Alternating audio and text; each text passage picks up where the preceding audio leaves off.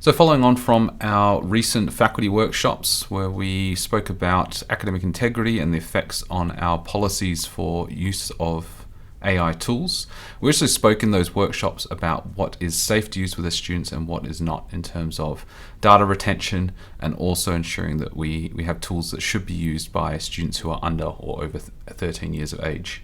So as a part of that, we also presented the AID framework, and the idea of this framework is that you don't know what you know, but if we can put some of this professional learning into particular buckets, that allows our teachers to be a little bit more forthcoming with what they don't know and what areas that need upskilling in. And the whole idea of this framework is that AI is an aid to our work. It's not looking to replace anything that we do, but essentially that this AI can become a co-pilot for us as we work through. So hoping through this category of integrating AI in teaching that allow you to identify areas that you could develop a little bit more. So as you know what these tools are capable of, and perhaps you want to look at automating tasks or personalizing feedback, you better ask questions that are a bit more pointed towards exactly what you want to try and solve with the use of the tools, rather than going in a little bit blind. So as a part of this little workshop, what are we going to do today? So this is an idea to just get you up and running with one particular tool, which is Bing Chat, which is available through the Edge browser. And as a part of that, we're going to be pretending we're a humanities teacher and developing a unit of work. So this is particularly interesting when we have, let's say, a new book. We're going to use the example of To Live. This is a text which is currently taught in grade 9 humanities. So if we were to develop a unit of work for this, we'd need to summarize the text at some point to give some context. Perhaps we want to develop a model response. Sometimes when we're developing a unit, we don't know exactly how the students are going to respond to this. So using AI to develop this will then help us develop our rubric a little bit further. So these are the 3 tasks that we're going to run through, which hopefully will be relevant for you as classroom teachers. So step 1 is to install the Edge browser. This is Microsoft's new browser. If you're not familiar with what a web browser is, this is basically your window to the internet. So you would have used perhaps Safari or Chrome or Firefox. Edge is just Microsoft's product, similar to those different tools. This is the easiest and quickest way which we can get access to Bing Chat currently. There are rumors of a Chrome plugin for Bing Chat, but that's currently not released. Other things worth noting is that the Edge browser and the Bing Chat also allows you access to GPT-4, which is the latest OpenAI model. It can allow us to have access to the content to give context to our chatbot, but also your personalized data is protected and it's safe to use with students who are under the age of 13 because of that, because we protect that data. So you can install this through the link that I provided, but it's also available within self-service. So if you boot up your self-service, which is installed on your device, this is the software we use to manage the profiles and the software on your school-owned devices. So we can push software out to you. However, we can also search for things as well. So if it's not available on your machine currently, you can search for Edge and install this, and this will actually log you in automatically with your school account as well. So once you're up and running, we can open up Edge browser. So I'm going to use my Spotlight search. You do that by pressing Command and space, but you could also press the search button on the top right there and it'll do the exact same thing. So I'm going to bring up my Edge browser. And to access the chat, there's 2 ways we can go about it. We could go to bing.com, which is essentially like Google, it's a search engine, and then click on this chat icon on the top. Or alternatively, we can go to the top right and hit this Bing icon, and this will bring up a chat window. These windows are exactly the same, they work exactly the same. The advantage of using this sidebar or this kind of like little co-pilot is in order for us to interact with the content which we're using. So for example, if you were on a website reading a news article or something like that, we could use the Bing Chat to then summarize that article. Okay, this is a little bit temperamental at the moment. Sometimes it works, sometimes it doesn't, sometimes it can't access your content. So for this example, we're actually going to copy and paste in some content to make it available for you. So for our first demo, we're going to be giving a bit of context to our chatbot. The models are trained on a corpus of knowledge, but sometimes that doesn't include books which were in copyright. We're going to use the first 3,000 words from the book just so we can get an idea of what we may want to develop as a part of this task. So I'm going to go to bing.com. I'm going to close this little side window, and I'm going to go to the main chat just so you can see it as a large screen. So within Bing Chat, we have three options. We have creative, balanced, and precise. In some regions in the creative, we can actually develop images through the chat, but that's another tutorial we'll explain later on. So if you were to be doing brainstorming or something like that, perhaps use creative. Perhaps you want something more balanced. Or for what we're doing, when we want to develop a task, reference standards, then we want something that's a bit more precise. So in my first prompt, I'm going to basically ask it to read through a bunch of text. I'd like to summarize the main themes and characters. So when you're getting it to read a bunch of text, it's often good to make it reflect on it. So we spoke about this previously when we're using these chatbots. We always want to make sure it's reflecting, similar to like you would with a student. We always want to ensure that the information has been passed on.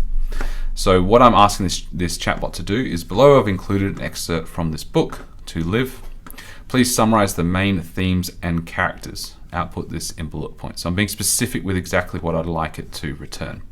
So here I can see it has summarized the main themes, the main character which was introduced in these first 3,000 words, and then we've got these main themes which have been put out as well.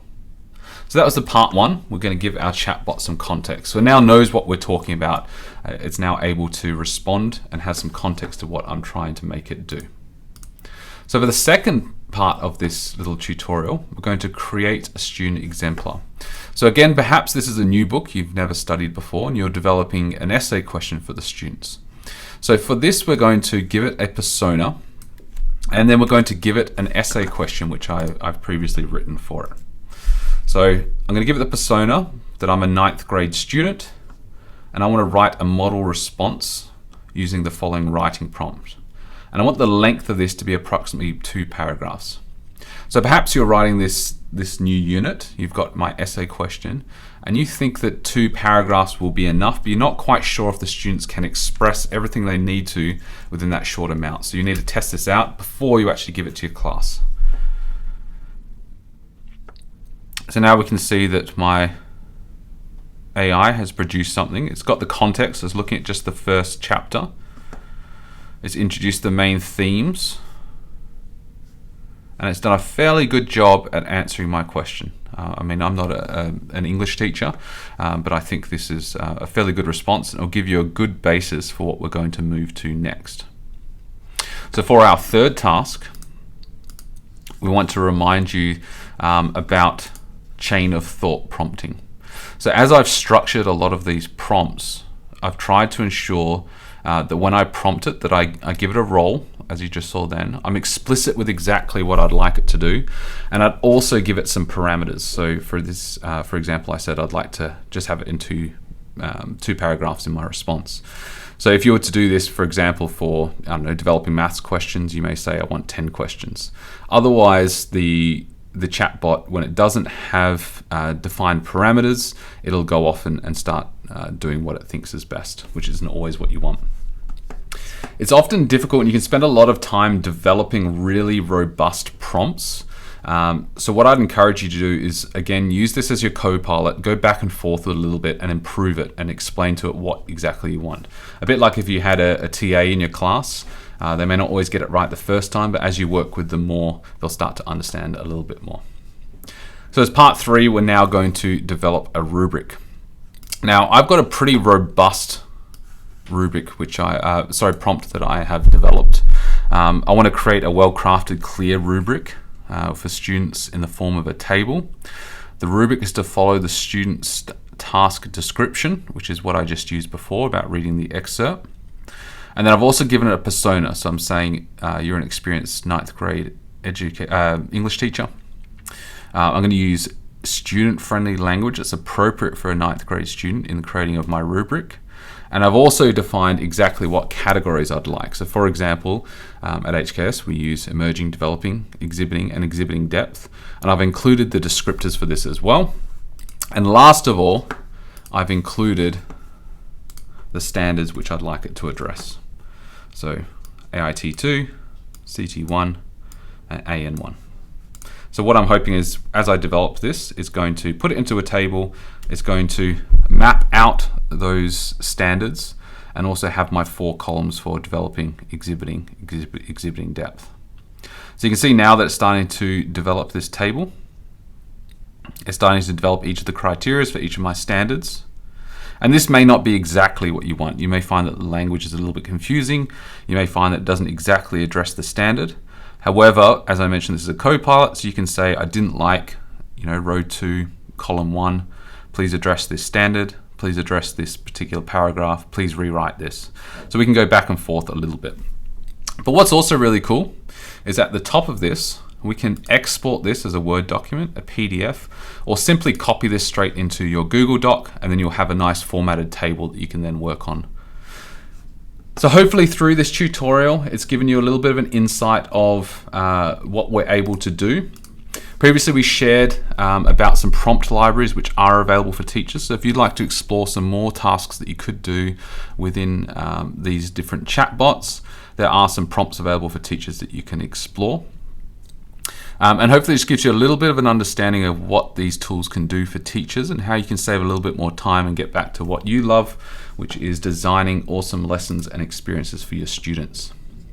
We're going to have more learning opportunities in the future. As I mentioned, we're going to try and keep to these buckets so you can understand where your gaps in the knowledge are and hopefully pick things which you find are interesting to you or things which you think you could upskill yourself in. The last week we have developed some workshops which were run in the high school and the middle school, which is basically just this content which I've shared with you now. However, next week our awesome librarians, Marie and Maureen, will be running some sessions on Grammarly Go, Noodle tools, and how we can reference and cite these generative AI tools as a part of academic writing. So if that's something you're interested in, I'd encourage you to go along. We will try and share the content again as we have done previously. So thanks very much for your time, and please reach out to your tech coaches if you need any further support or you'd like to learn a little bit more about these topics.